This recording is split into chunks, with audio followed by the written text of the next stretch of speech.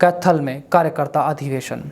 यह कार्यकर्ता अधिवेशन अंतर्राष्ट्रीय आर्य निर्मात्री सभा के तत्वाधान में संपन्न हुआ, जिसमें सैकड़ों युवाओं ने भाग लेकर अपने राष्ट्र के लिए, अपने समाज के लिए चिंता व्यक्त करते हुए अपने समाज के प्रति और भी दृढ़ता से कार्य करने की प्रतिज्ञा करी।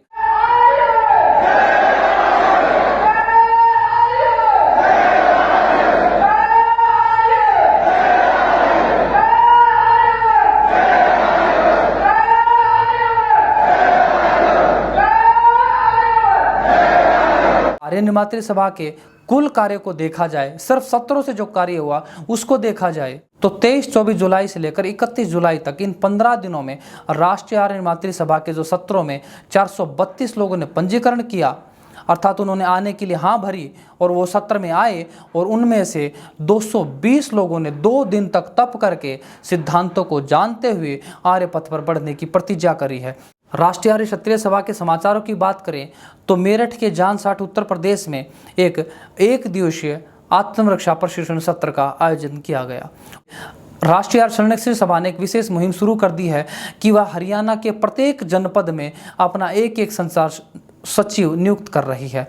राष्ट्रीय आर्य क्षत्रिय सभा और राष्ट्रीय आर्य निर्मात्री सभा ने दोनों ने अपने अपने पदाधिकारियों का पूरा विधिवत गठन बिहार में कर दिया है। अब आर्य गुरुकुल महाविद्यालय के समाचार में एक ही चीज़ विशेष रूप से चल रही है, वो ये कि जो आर्य भजन उपदेशक की ऑडिशन दोबारा से आपके बीच में खुलने वाले हैं, और जिस दिन ऑडिशन की डेट होगी उससे पहले मैं आप सभी को आकर सूचित करूंगा। आर्य गुरुकुल महाविद्यालय का एक वार्षिक कैलेंडर बन गया है और उसी कैलेंडर के तहत अब मातृ शिक्षिका की कक्षा होने वाली है।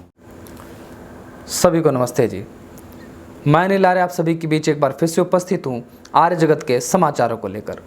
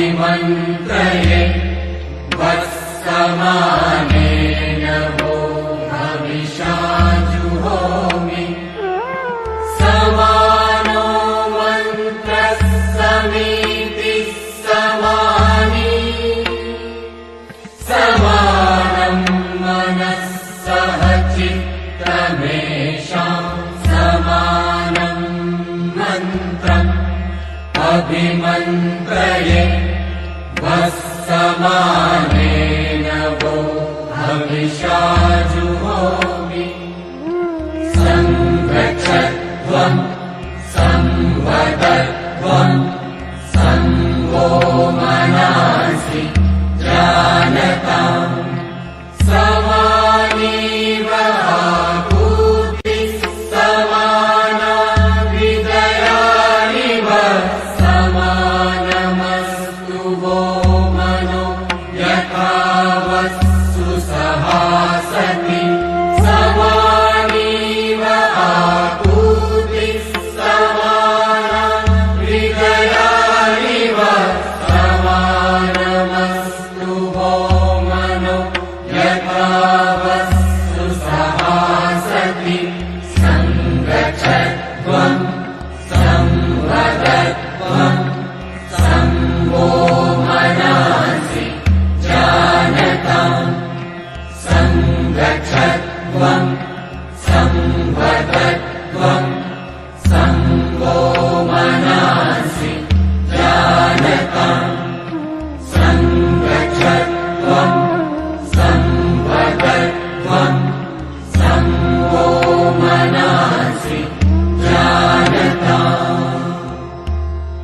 आर्य जगत के समाचारों की बात करते ही हमें स्पष्ट हो जाना चाहिए कि अब हमें आर्यों की बढ़त, आर्यों की गतिविधियां, आर्यों के कार्यक्रम, आर्यों के ही सारे समाचार देश दुनिया भर से आप सभी के बीच में देखने सुनने के लिए मिलेंगे।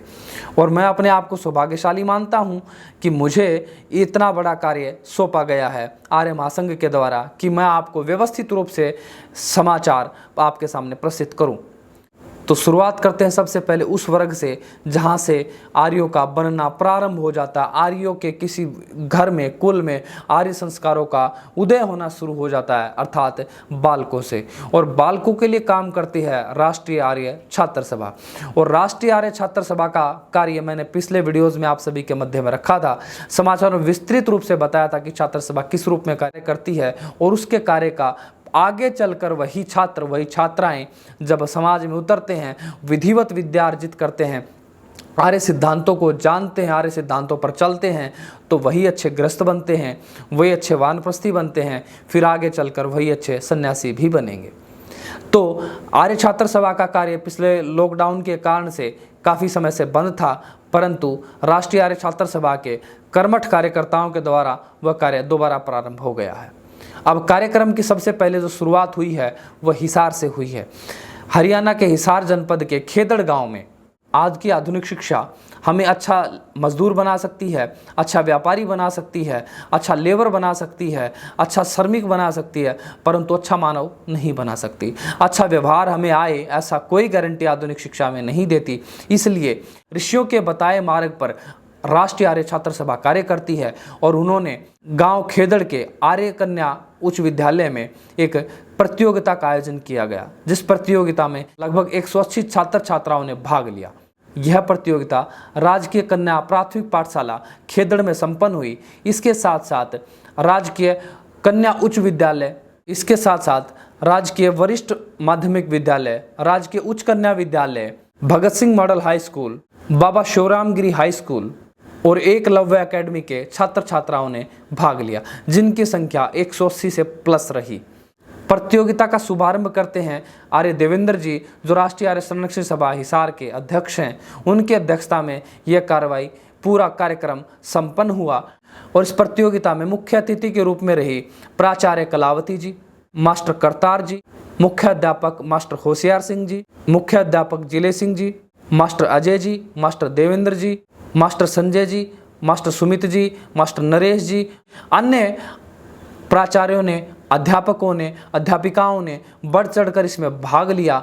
और मैं विशेष धन्यवाद देता हूँ आर्य समाज खेदड़ की कार्यकारिणी का और आर्य समाज खेदड़ के गांव के उन प्रमुख प्रबुद्ध व्यक्तियों का, जिन्होंने अपने बालकों में उन संस्कारों को ओतप्रोत करने के लिए, उन संस्कारों को अपने बालकों में ही भरने के लिए ऐसा सहयोग अपने गांव के आर्यों का कर रहे हैं। भले ही वह उस विद्या से पूर्ण रूप से नहीं जुड़े हैं, परंतु उनको भी अपना उस रूप में सहयोग करके उन्होंने ये सिद्ध कर दिया है कि हम भी आपसे अलग नहीं हैं, हम भी आपके विचार के लोग हैं। और गांव खेदड़ के प्रत्येक आर्य को, प्रत्येक कार्यकर्ता को, प्रत्येक नागरिक को मेरा बहुत बहुत धन्यवाद। और रही बात इस प्रतियोगिता के परिणाम की, तो इस प्रतियोगिता का परिणाम आर्य समाज खेदड़ प्रतिभा सम्मान समारोह 15 अगस्त को मना रहा है। और इस समारोह में उत्तीर्ण होने वाले के साथ साथ जो प्रथम 10 युवा रहेंगे, 10 जो बालक रहेंगे, उनको विशेष सम्मान, विशेष उनको पुरस्कार दिया जाएगा। यह व्यवस्था भी आर्य समाज खेदड़ व उनके ग्राम स्तर पर जितने भी सामाजिक संगठन कार्य कर रहे हैं, उन सभी लोगों की उपस्थिति में, उन सभी संगठनों के सहयोग से यह समापन कार्यक्रम 15 अगस्त को होने वाला है। तो जिन जिन युवाओं ने, जिन जिन बालकों ने, जिन जिन छात्र छात्राओं ने इसमें भाग लिया है, उन प्रत्येक छात्र छात्रा को, उनके माता पिता को मेरा बहुत बहुत धन्यवाद, क्योंकि आपने सही समय रहते परिस्थितियों को जांचते हुए अपने बालकों में चरित्र निर्माण, व्यवहार भानु का पाठ पढ़ाने के लिए आगे आए और राष्ट्रीय आर्य छात्र सभा का सहयोग किया। इसके लिए आप सभी का पुनः एक बार बहुत बहुत धन्यवाद। आगे बढ़ते हैं समाचारों की ओर। तो अगले समाचार शुरू हो जाते हैं राष्ट्रीय आर्य निर्मात्री सभा की ओर से। राष्ट्रीय आर्य निर्मात्री सभा के कार्यक्रमों को आप भली भांति जान चुके हैं पिछले समाचारों में, और कई वर्षों से आप देख भी रहे हैं। तो अगर हम सिर्फ पिछले सप्ताह की बात करें, इस सप्ताह में जो गतिविधियां राष्ट्रीय आर्य निर्मात्री सभा द्वारा हुई हैं, उनमें मुख्य रूप से 3 आर्य प्रशिक्षण सत्रों का समापन हुआ है। 3 आर्य प्रशिक्षण सत्र जो मैंने पिछले समाचारों में जो आगामी सत्र थे वो 3 अब संपन्न हो गए हैं और उनमें क्या गतिविधियां रही, कितने आर्य बने, वो विस्तृत जानकारी मैं आप सभी के बीच में रख देता हूँ। 6-7 अगस्त को पुरुष सत्र संपन्न हुआ है कुरुक्षेत्र के इस्माइलाबाद में। इसमें आचार्य दयानंद जी आचार्य की भूमिका में रहे। 92 लोगों ने पंजीकरण कराया और 56 लोगों ने यज्ञोपवीत धारण करके आर्य सिद्धांतों पर चलने की प्रतिज्ञा करी।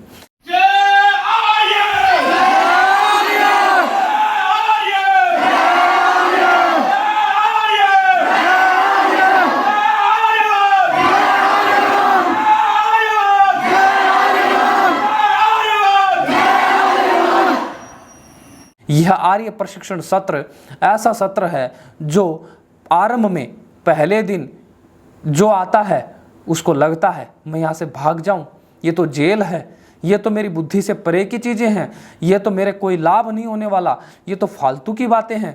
परंतु वही युवक अगर दृढ़ता से 2 दिन तप करता है तो वो कहता है ये भूल मुझसे कैसे हो गई, यह तो मुझे बहुत पहले कर लेना चाहिए था, मुझे तो इस विद्या के साथ जन्म के साथ ही जुड़ जाना चाहिए था।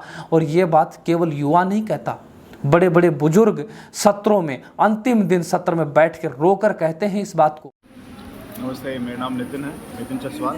काफ़ी बड़े बड़े सिद्धांत जो हैं जो कि हमें बचपन से कभी पढ़ाए भी नहीं गए, ना माता पिता को पता थे ना हमें पता थे, बट यहाँ पे आके उनकी क्लैरिटी मिली है क्या एक्चुअल धर्म क्या होता है एंड हमें क्या करना चाहिए, हमें कैसे धर्म को धारण भी करना चाहिए। अदरवाइज़ बुक्स तो घर में भी पढ़ी रहती हैं बट हम उसे कभी पढ़ते नहीं हैं। तो ये सारी काफ़ी डीपली डिस्कशन हुई, एक के बाद एक विचारों का आदान प्रदान हुआ। उसकी वजह से मेंटल क्लैरिटी जो होती है, विवेक और बुद्धि को प्रयोग करके हमने उस चीज़ को जाना, विचार किया। ये सबसे बेस्ट बात लगती है मुझे इस सत्र की और इनफैक्ट आर्य समाज की। मेरा नाम दलजीत सिंह आर्य है और मुझे सुलेख जी यहाँ पर लेके आए थे। यहाँ 2 दिन का लघु गुरुकुल था जिसमें मैंने ईश्वर के बारे में, राष्ट्र के बारे में, समाज के बारे में, व्यक्तिगत, आर्थिक सभी तरह का ज्ञान प्राप्त किया है और इसके लिए मैं सुलेख जी का धन्यवाद करता हूँ और आर्य समाज से मैं हर समय जुड़ा रहूँगा। धन्यवाद। मैं रामदेव शास्त्री, ग्राम सेगती, जिला अम्बाला से, और आर्यत्व के जो गुण हैं हमारे अंदर क्या होना चाहिए और ईश्वर के निष्पक्षता के विषय में जो जानकारी थी वो बहुत ही सराहनीय रही है। और भविष्य में भी अगर इसी प्रकार सभी कार्यक्रम अगर चलाए जाएँ तो इस प्रकार करने से मुझे लगता है कि पूरा राष्ट्र, पूरा विश्व जो है एक दिन आर्य बन जाएगा। मैं सडोरा से आया हूँ, मुझे आर्य बलवंत जी यहाँ लेकर आए हैं। यहाँ मुझे बहुत अच्छा लगा कर, यहाँ सत्य का असत्य का मुझे बहुत फ़र्क पता लगा। ईश्वर है नहीं है, ईश्वर कहाँ पे है, ईश्वर कितने हैं, मुझे सब ज्ञान हुआ। मेरे बहुत डाउट थे, सब क्लियर हो गए हैं। वो कहते हैं कि मुझे बड़ा अफसोस है कि कोई युवा या कोई साथी मुझे बार बार इस आर्य प्रशिक्षण सत्र में निमंत्रण दे रहा था और मैं नहीं आ रहा था, परंतु आज मुझे एहसास हुआ कि मैंने अपने जीवन में कितना ज़्यादा समय ना करते करते गवाया है और इसमें मैंने अपनी ही हानि करी है। इसलिए साथियों, मैं आपसे बार बार आग्रह करता हूँ, जहाँ कहीं भी आर्य प्रशिक्षण सत्र हो और आप वहाँ पहुँच सके तो भले ही आपको हरियाणा से चलकर चाहे उत्तर प्रदेश क्यों ना जाना पड़े, अगर आपके पास व्यवस्था है, समय है, अनुकूलता है तो जरूर जाइए, क्योंकि ये जीवन बदलने वाली विद्या है। अगला आर्य प्रशिक्षण सत्र संपन्न हुआ है फाजिलपुर बादली, फरुखनगर, गुरुग्राम में। इसमें आचार्य रामवीर जी और आचार्य चरण जी आचार्य की भूमिका में रहे। 31 लोगों ने पंजीकरण कराया और 21 लोगों ने यज्ञोपवीत धारण करके पत्रक भर के सिद्धांतों पर चलने की प्रतिज्ञा करी। पत्रक भरना एक ऐसी प्रक्रिया है जब व्यक्ति सिद्धांतों को जानकर, अर्थात वह लिखित में देता है कि हाँ, मैंने इन सिद्धांतों को जाना है, मैं इन सिद्धांतों के प्रति दृढ़ हूँ, मैं इन सिद्धांतों पर, ऋषि के पथ पर चलने के लिए अग्रसर होऊंगा और अन्यों को कराऊंगा। यह वह लिखित में संगठन को देता है और वही वह एक उसका विचार रहता है। जब वो 2 दिन का सत्र करता है उसमें अपने मन की बात वह लिखता है और उसी मन की बात के अनुरूप वह समाज में फिर कार्य करना प्रारंभ करता है। इसी के साथ साथ तीसरा आर्य प्रशिक्षण सत्र संपन्न हुआ बाबा मनसागर धाम डीगसरा फतेहाबाद में। इसमें आचार्य रहे आचार्य महेश जी भिवानी से। इसमें 90 लोगों ने पंजीकरण कराया और 50 से अधिक लगभग 50 से 55 लोगों ने यज्ञोपवीत धारण करके आर्य पथ पर बढ़ने की प्रतिज्ञा करी। तो यह आंकड़ा सिर्फ और सिर्फ एक सप्ताह का है। 212 लोगों ने पंजीकरण एक सप्ताह में सत्र के लिए किया, जिसमें से 127 लोगों ने आर्य पथ पर आगे बढ़ने की प्रतिज्ञा करते हुए अपना वेद पथ मार्ग अपने जीवन का मार्ग बनाया है।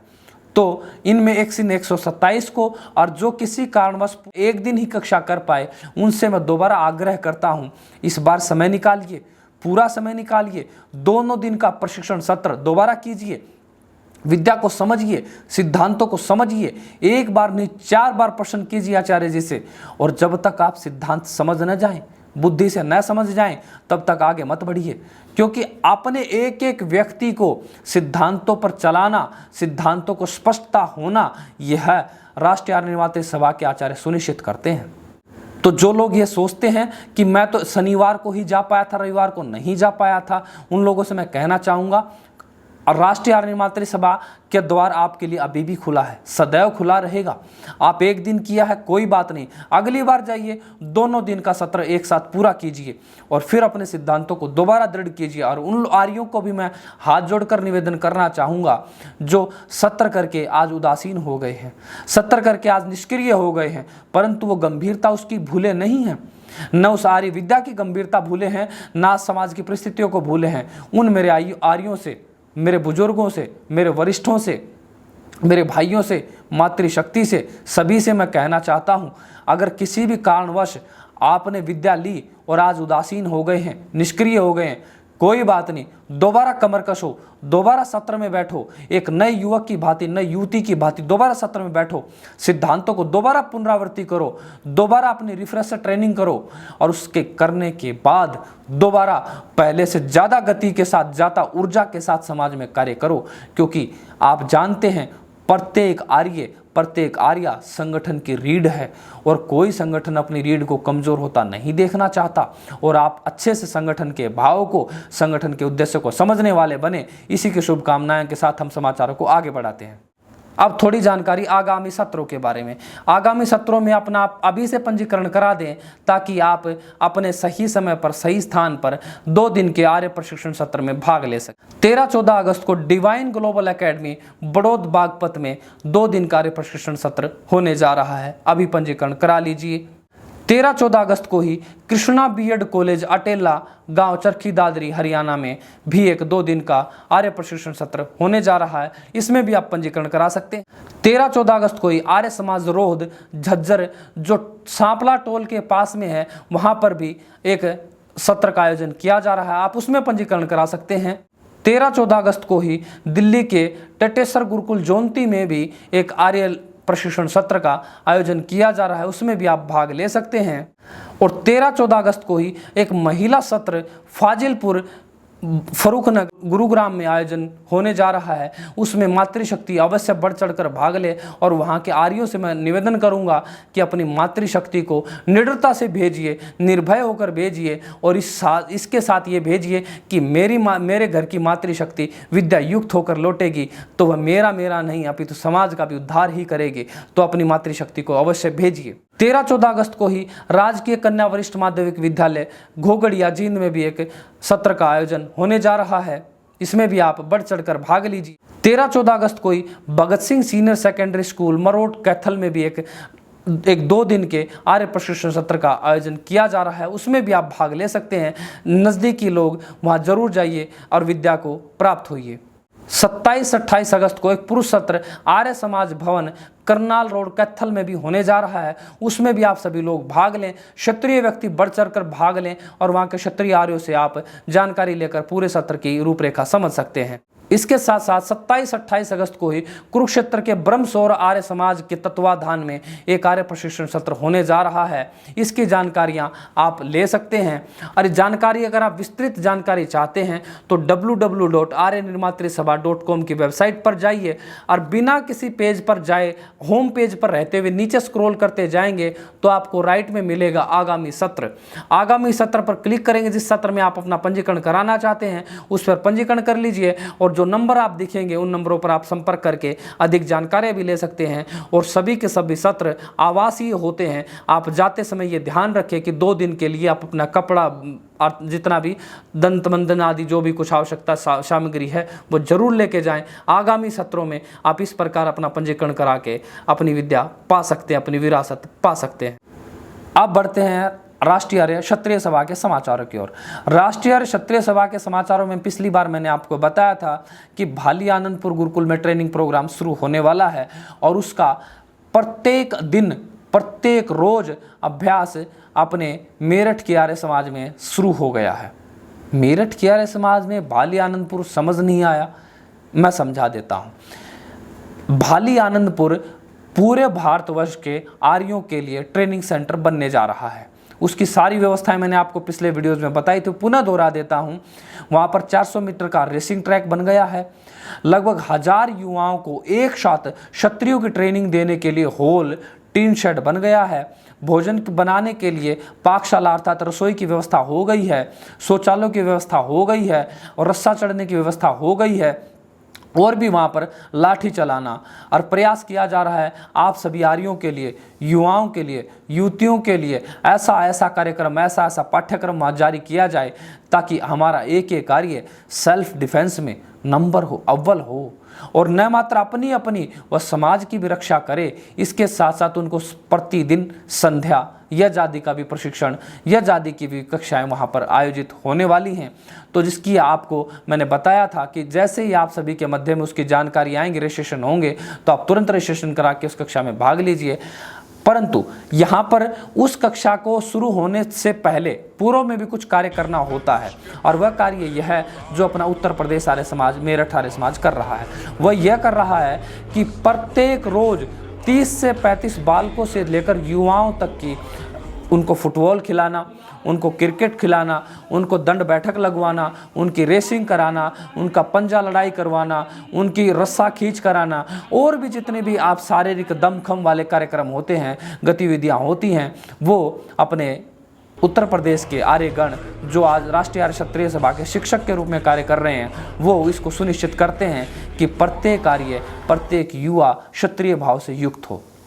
तो राष्ट्रीय आर्य क्षत्रिय सभा की गतिविधियां उत्तर प्रदेश में बड़े जोर शोर से चल रही हैं और अब प्रयास मैं ये करना चाहूँगा, हरियाणा के आर्यों से कहना चाहूँगा कि आप अपने जनपदों में, अपने ग्रामों में राष्ट्रीय आर्य क्षत्रिय सभा की गतिविधियों को तेज कीजिए और इतना तेज कीजिए कि लगे कि हाँ अगली भारतीय सेना के अधिकतम सैनिक यहीं से निकलने वाले हैं। तभी तो हम कह पाएंगे हाँ आर्य ही समाज की रक्षा करते हैं, क्षत्रिय भी आर्य ही होता है। आज हम देख रहे हैं प्रत्येक दिन भारत की झोली में एक दो गोल्ड मेडल, एक दो सिल्वर मेडल, एक दो ब्रोंज मेडल भारतीय खिलाड़ी लेकर आ रहे हैं। यह हमारे लिए बहुत ही हर्ष की बात है। परंतु इस हर्ष को मैं कई गुना और ज़्यादा बढ़ा दूंगा जब आपको यह जानकारी मिलेगी जो कुश्ती के क्षेत्र में जितने पहलवान हमारे भाई तैयारी कर रहे हैं और चैंपियनशिप जीत कर आ रहे हैं, जो हमारी बहन पहलवानी के रूप में पहलवानी मेडल जीत कर आ रही हैं, उन सभी में अधिकतम में हमारे आप सबके प्रिय, हम सबके आदरणीय आर्य वीरेंद्र छारा जी के छात्र, उनके ही सिखाए गए, उनके चेले, उनके अखाड़े में पढ़े हुए, उनसे गुर सीखे हुए उनके छात्र ही आज वो मेडल लेकर आ रहे हैं। उसमें चाहे फिर बजरंग पूनिया जी हो और बजरंग पूनिया जी के बाद के न जाने कितने पहलवान हमारे आर्य वीरेंद्र छारा जी के खाड़े से निकले हैं। और आर्य वीरेंद्र छारा जी राष्ट्रीय आर्य क्षत्रिय सभा के राष्ट्रीय अध्यक्ष भी हैं।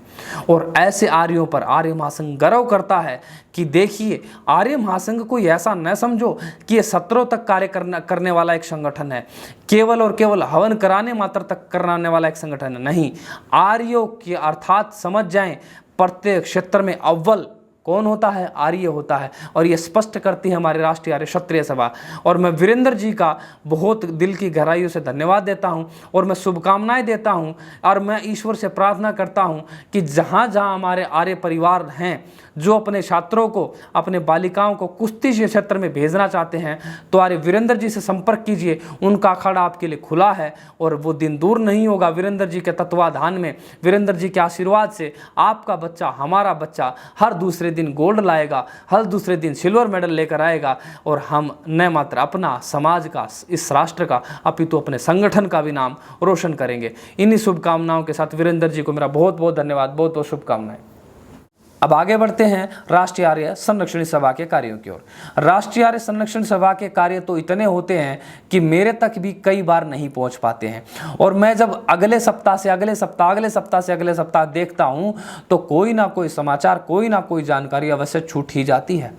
परंतु इस बार मैंने फिर भी प्रयास किया कि कोई जानकारी न छूटे और राष्ट्रीय आर्य संरक्षण सभा के कार्यों में सर्वप्रथम अगर कोई बड़ा कार्य हुआ है वो ये कि राष्ट्रीय आर्य संरक्षण सभा, राष्ट्रीय आर्य निर्मात्री सभा का एक करनाल में कार्यकर्ता अधिवेशन संपन्न हुआ। इस कार्यकर्ता अधिवेशन के मुख्य वक्ता आचार्य वर्ग ने अपने युवाओं को वह मार्ग दिखाया और उस मार्ग दिखाते हुए स्पष्ट कर दिया कि आप डरे नहीं, डिगे नहीं, थके नहीं, रुके नहीं, क्योंकि ऋषि पथ का कार्य बहुत लंबा कार्य है और ऋषि के मत के अनुसार हम कार्य कर रहे हैं। और आचार्यों की बात में हामी भरते हुए करनाल के आर्य प्रवक्ताओं ने, आर्य समाज के संरक्षकों ने, आर्य कार्यकर्ताओं ने, आर्य प्रवक्त्रियों ने, सभी ने बढ़ चढ़कर आचार्यों के अनुसार कार्य करने के लिए हामी भरते हुए वो जयघोष लगाया जो जयघोष आज देश भर में गूंज रहा है। इस कार्यक्रम में जो भजनोपदेशक रहे, इस कार्यक्रम में जो संयोजक रहे, इस कार्यक्रम के जो व्यवस्थापक रहे, उन सभी कार्यकर्ताओं को आर्य महासंघ की ओर से, आर्य जगत यूट्यूब चैनल की ओर से आप सभी को बहुत बहुत शुभकामनाएं। और बहुत बहुत शुभकामनाएं इसलिए भी आप सबको जरूरी है क्योंकि आप जब 2 दिन का सत्र करते हैं तो 2 दिन के सत्र के आयोजन में इतनी व्यवस्थाएं, इतने कार्यकर्ताओं की आवश्यकता होती है कि 10 कार्यकर्ता भी कार्य करते करते थक जाते हैं। परंतु जब विचार करो, जब सैकड़ों आर्यों के लिए रुकने की व्यवस्था, उनको भोजन की व्यवस्था, उनको बैठाने की व्यवस्था जब करनी पड़ती है तो कितना पुरुषार्थ, कितना संघर्ष हमारे आर्य करते हैं, इसको हमारे आर्यगण भली भांति समझते हैं। इसलिए वो धन्यवाद के पात्र भी अवश्य हैं। आइए हम बात कराते हैं आपकी सूर्यकांत जी से। सूर्यकांत जी है बड़ा गांव से। इन्होंने भी ये कार्यक्रम जो है अटेंड किया हुआ है। इनसे भी इनके अनुभव जानते हैं कि क्या आपका अनुभव किस प्रकार का रहा। सबसे पहले तो सबको मेरी नमस्ते जी। जो हमने यहाँ ये कार्यक्रम किया है, इससे हमें जो विद्या मिली है, ये सबसे पहले तो मैं आपको बताना चाहूँगा ये कि वो विद्या है जो किसी मानव मात्र की नहीं चलाई हुई है। ये विद्या है ईश्वर की विद्या, जो सबसे पहले, जो सबसे प्राचीन और सबसे पहले जो विद्या आई हुई है, वेद विद्या। वेद विद्या से अलग कुछ भी नहीं। जो इससे अलग जो चलाया हुआ है वो सब मत, पंथ और संप्रदाय है। मानव मात्र है, मानव मात्र के द्वारा लिखा गया है, गढ़ा गया है, मन गढ़त कहानियाँ बनाई गई हैं, दंत कथाएं बनाई गई हैं, जिसको लेकर ये उनको फॉलो करते हैं और अपना धर्म, जिसको ये धर्म बताते हैं, वो धर्म नहीं है, वो मत है। धर्म उसको कहते हैं जो ईश्वर का चलाया हुआ हो, ना कि एक मानव मात्र का चलाया हुआ हो। यहाँ पर जो इस संगठन में जो आचार्य जो द्वारा जो विद्या हमको दी जाती है, हम सभी को दी जाती है, वो विद्या पहले गुरुकुल में दी जाती थी, जिसको कम से कम 25 साल पढ़ने में लगते थे, समझने में लगते थे। अगर विद्यार्थी अच्छा हो तो कम से कम 15 या 20 साल कह लो उसमें लग जाते थे। लेकिन उसको शॉर्ट तरीके से, सरल तरीके से 2 दिन के लघु गुरुकुल सत्र द्वारा, आचार्यों जी द्वारा ये विद्या दी जाती है। तो आप सबसे मैं अनुरोध करता हूँ कि इस विद्या को ग्रहण कीजिए जो ईश्वर की चलाई हुई है, ईश्वर ने हमको दी हुई है, ना कि मानव मात्र ने।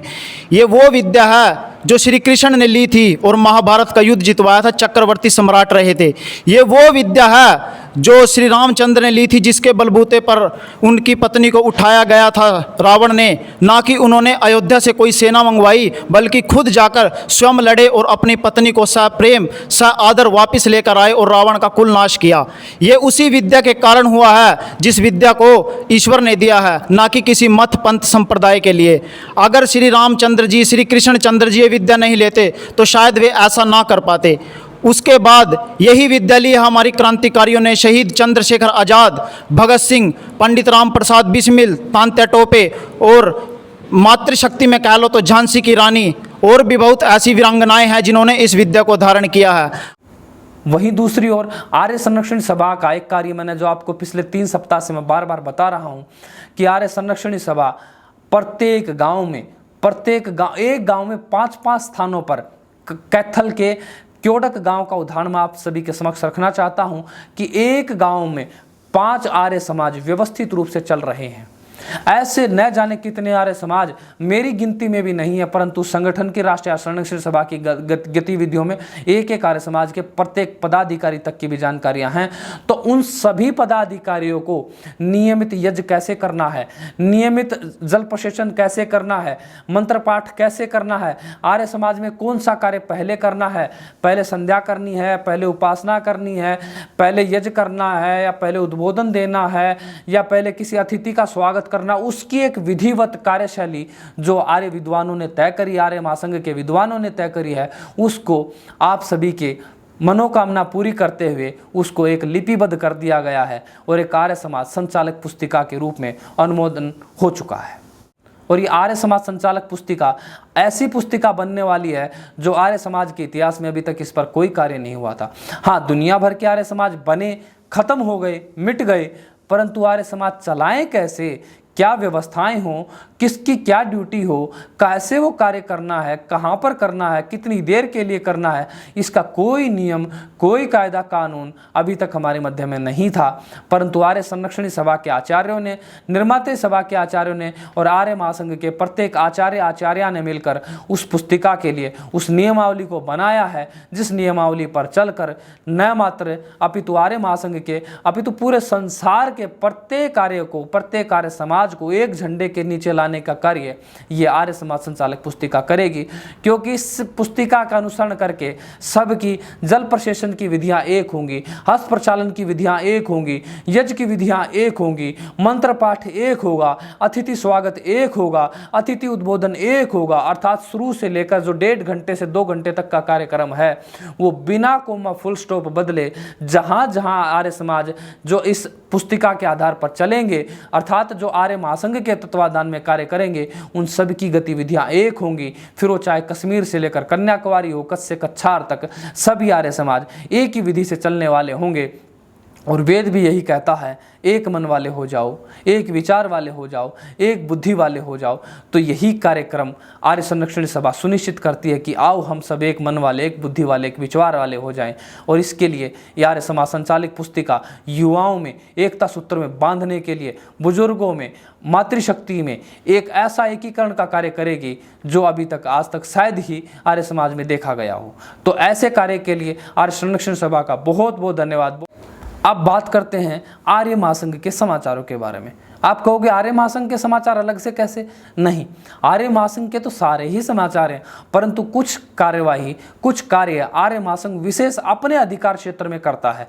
और उसमें से सबसे पहला कार्य ये हुआ है, क्योंकि आप जानते हैं एक बड़ा आर्यों का महान पर्व आने वाला है, जिसका बिगड़ा हुआ रूप आज हम समाज में देख रहे हैं, रक्षाबंधन। क्या ये रक्षाबंधन क्या है? रक्षाबंधन शायद नहीं जानते, परंतु आर्य बुद्धि से विचार करने वाला, विवेकशील इसका विचार करता है और वो जानता है कि रक्षाबंधन नाम का तो कोई त्यौहार हमारे इतिहास में रहा नहीं, हमारी परंपराओं में नहीं रहा, हमारी मान्यताओं में नहीं रहा। अगर आज हम हाथ पर कलावा बांधकर या कलावा रूपी राखी बांधकर अपन ये विचार करते हैं कि अपनी बहन की रक्षा इस कलावे से हो जाएगी, या कलावा बांधने से ही मैं रक्षा करूंगा, जिस भाई की कलाई पर राखी नहीं होगी वो रक्षा नहीं करेगा, तो ये एक गुरुडम, एक मिथ्या, एक अधर्म, एक गुलामी के संस्कार के अतिरिक्त कुछ भी नहीं है। परंतु ध्यान रहे, हम रक्षाबंधन का विरोध उस रूप में नहीं करना चाह रहे, आप समझे, क्योंकि हम सभी आर्य वंशज हैं, आर्यों की संतानें हैं, और मेरे जितने 125 करोड़ के हिंदू मेरे भाई हैं वह भी आर्यों के ही वंशज हैं।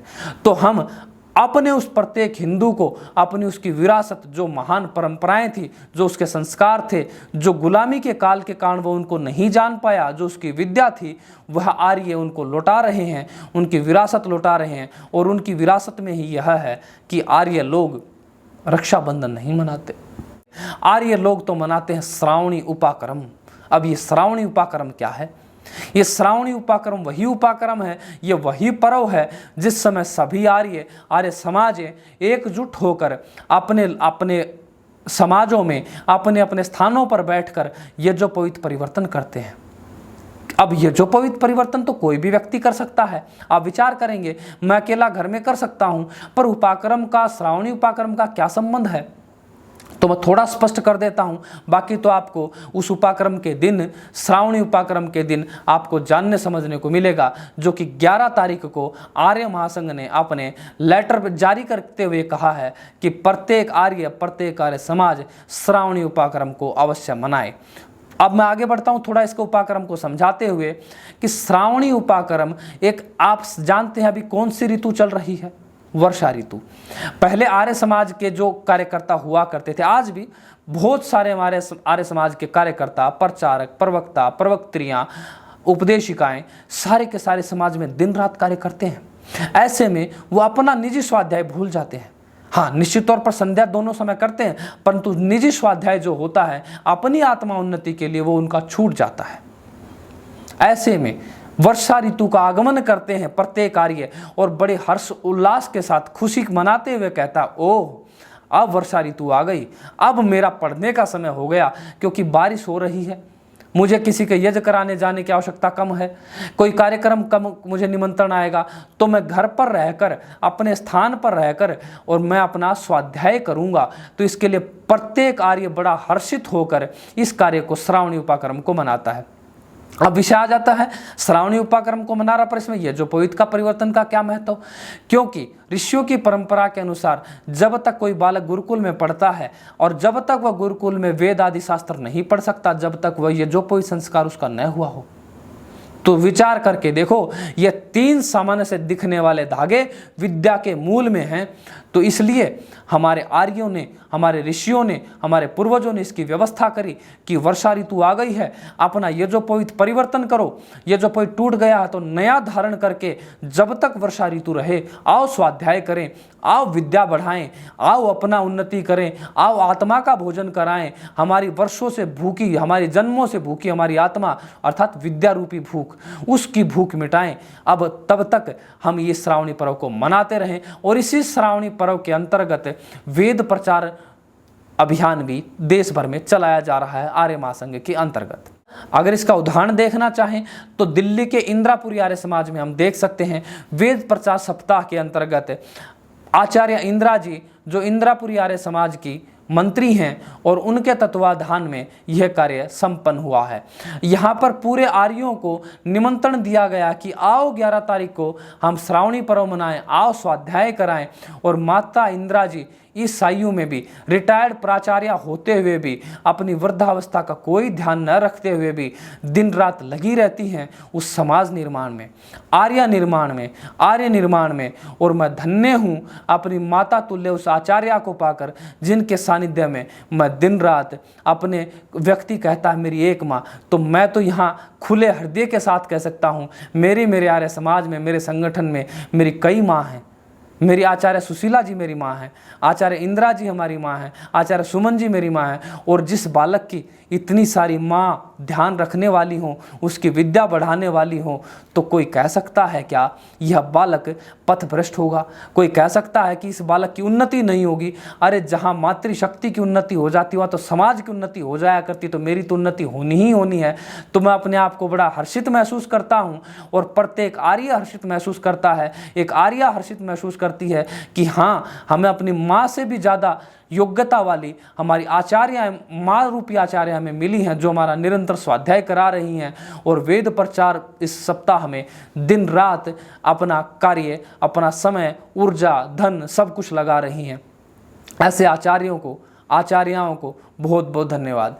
और आज जो इंद्रापुरी आर्य समाज में जो कार्य संपन्न हुआ, इसमें मुख्य वक्ता रहे आचार्य संजीव जी मुजफ्फरनगर से। अब विचार करना ये भी रहेगा, बुद्धि से विचार करें, एक व्यक्ति, एक आचार्य मुजफ्फरनगर से आता है केवल दिल्ली में अपने आर्यों को मोटिवेट करने के लिए, उद्बोधन देने के लिए, प्रेरणा देने के लिए, आओ स्वाध्याय करें।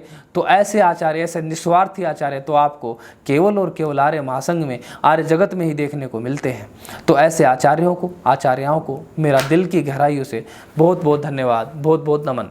और इसी श्रावणी पर्व को मनाने के लिए पूरे भारतवर्ष में आर्यों के बीच में खुशी की लहर सी दौड़ गई है, जब से आर्य महासंघ ने अपना पत्र जारी करते हुए कहा है कि सभी आर्यगण, सभी आर्य समाज 11 तारीख को इस श्रावणी पर्व को मनाएंगे। इसमें जहाँ तक मुझे जानकारी मिली है, नांगलोई आर्य समाज दिल्ली, भिवानी आर्य समाज नया बाजार, सिंघानी आर्य समाज भिवानी, इंद्रापुरी आर्य समाज और कैथल आर्य समाज, कैथल का क्योड़क आर्य समाज, कलायत आर्य समाज, जींद आर्य समाज और न जाने कितने आर्य समाजों ने खुशी की लहर के साथ साथ कार्य कर रहे हैं। और मैं आपको जब 11 तारीख के समाचारों में उनको लेकर आऊँगा तो आप देखेंगे कि सारा फेसबुक, व्हाट्सएप, यूट्यूब, पूरा सोशल मीडिया भर जाएगा आर्य समाज के श्रावणी उपाकर्म को लेकर। और यह आर्यों का ऐसा त्यौहार है क्योंकि आर्यों के 4 ही त्यौहार हमारे वैदिक काल में चलते आए।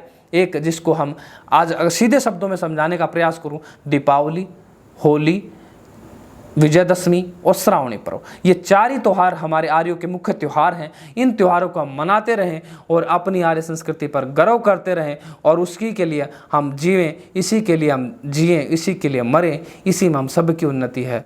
ऐसे त्योहारों के लिए आप सभी को मेरी बहुत बहुत शुभकामनाएं। अब एक खबर हमारे पास आई है जो संरक्षणी सभा और छात्र सभा का संयुक्त कार्यक्रम है और इस कार्यक्रम को किया जा रहा है घिटोरनी आर्य समाज के द्वारा। घिटोरनी आर्य समाज के हमारे युवाओं ने, वरिष्ठों ने एक अलग मुहिम शुरू की है और वह मुहिम यह है कि जिस बालक ने 10वीं पास कर ली, 12वीं पास कर ली, BA कर ली, BSc कर ली, MTech कर लिया, BTech कर लिया, अब वो आगे क्या करें, कौन सी कोचिंग लें, कौन सी पढ़ाई पढ़ें, क्या पढ़ें, कंप्यूटर पर सीखें ना सीखें, कंप्यूटर में टैली सीखें, हार्डवेयर सीखें, नेटवर्किंग सीखें, 10वीं के बाद मैं आर्मी की तैयारी करूं, फिजिकल की तैयारी करूं, SSC की तैयारी करूं। इन सब के लिए जो घिटोरनी आर्य समाज के संरक्षक हैं, जो घिटोरनी आर्य समाज के प्रवक्ता हैं, जो घिटोरनी आर्य समाज के उपदेशक हैं, वह अपने युवाओं के लिए, अपने से छोटे भाइयों के लिए, बहनों के लिए व्यवस्था कर रहे हैं कि आपने इतनी पढ़ाई कर ली, 10वीं कर ली, हमारे पास आइए, हम आपको बताते हैं अब आपको क्या पढ़ना है। 12वीं कर ली, अब हमारे पास आइए, हम बताते हैं आपको क्या पढ़ना चाहिए। आपने BA कर लिया, हम बताते हैं आपको कौन सी कोचिंग लेनी है। आपने PhD कर ली, हम बताते हैं अब आपको क्या करना है। इस प्रकार की व्यवस्था, इस प्रकार का मार्गदर्शन घिटोरनी आर्य समाज ने अपने क्षेत्र में शुरू किया है और मैं चाहता हूँ यह केवल घिटोरनी तक सीमित ना रहे। यह कार्यक्रम तो प्रत्येक समाज में, प्रत्येक गांव में, प्रत्येक आर्य के घर तक पहुंचने वाला कार्यक्रम बने। और घिटोरनी आर्य समाज के मैं युवाओं से, आर्यों से, प्रवक्ताओं से कहना चाहूँगा, अपना जो विचार है, अपनी जो कार्यशैली है, अन्यों के साथ साझा कीजिए ताकि अन्य अपने आर्यगण, अन्य आर्य समाज इसका लाभ ले सकें और अपने आर्यों का एक दूसरे के हम सहयोगी बन सकें, उनकी उन्नति के सहभागी बन सकें। घिटोरनी आर्य समाज की इस पहल के लिए उनका बहुत बहुत धन्यवाद। अब आपको सबको पता है, जाना तो एक दिन सबको है। मुझे यहाँ समाचारों से जाना है और थोड़े समय बाद क्या पता कब किसको इस दुनिया को छोड़कर जाना पड़े। सबको ही एक दिन इस संसार को छोड़ना पड़ता है क्योंकि वेद का सिद्धांत है, जिसका जन्म है उसका मरण भी है, भले ही वह कभी रहा हो। परंतु कई बार ये मरण हमें बहुत हानि देता है, परंतु आर्य बुद्धि से विचार करते हुए उस हानि को बर्दाश्त करता है, परंतु भुला नहीं पाता, उससे प्रेरणा लेता है, प्रतिज्ञा करता और दृढ़ता से कार्य करता है। और ऐसी ही आर्य समाज में 2 गतिविधियां आर्य जगत में भारी क्षति देने वाली पिछले सप्ताह भर में हुई और इन दोनों गतिविधियों से आर्य समाज को वो धक्का लगा है, वो एहसास हुआ है क्योंकि जब एक सामान्य हमारा युवक किसी कारणवश इस संसार को छोड़ के जाता है तो हमें बड़ी पीड़ा होती है। प्रत्येक आचार्य पीड़ित हो जाता है, दुखी हो जाता है, व्याकुल हो जाता है कि देखो अभी यह हमारा युवा युवती, इसको तो आचार्य बनना था, इसको तो विद्वान बनना था, अभी देखो भी उसके कर्मों का रहा हो, अब उसको जाना पड़ा, छोड़कर जाना पड़ा। और ऐसे में अगर कोई जिम्मेवार व्यक्ति हमारे बीच से जाता है तो पीड़ा कई गुना बढ़ जाती है और ऐसा ही अभी हमारे साथ हुआ। और सबसे पहले ये पीड़ा हुई उत्तर प्रदेश में। उत्तर प्रदेश के हमारे आचार्य अश्वनी जी, जो सबसे युवा आयु के आचार्य हैं, और आचार्य अश्वनी जी के पिताजी का देहांत हो गया। बड़े दुख के साथ मुझे सूचित करना पड़ रहा है कि उनके पिताजी कोई सामान्य व्यक्ति नहीं थे, वो राजवीर आर्य, न मात्र राजवीर आर्य थे अपितु एक आर्य समाज के अच्छे गीतकार भी थे। जब भी उत्तर प्रदेश के उनके क्षेत्र के निकट में कहीं भी सत्र होता था तो सत्रों में गीत वही गाया करते थे। और अपने युवाओं को गीत सिखाया करते थे कि मैं कब रहूं ना रहूं, हे युवाओं आप सीखो इन गीतों को। ऐसे हमारे राजवीर आर्य जी आज हमारे मध्य में नहीं रहे।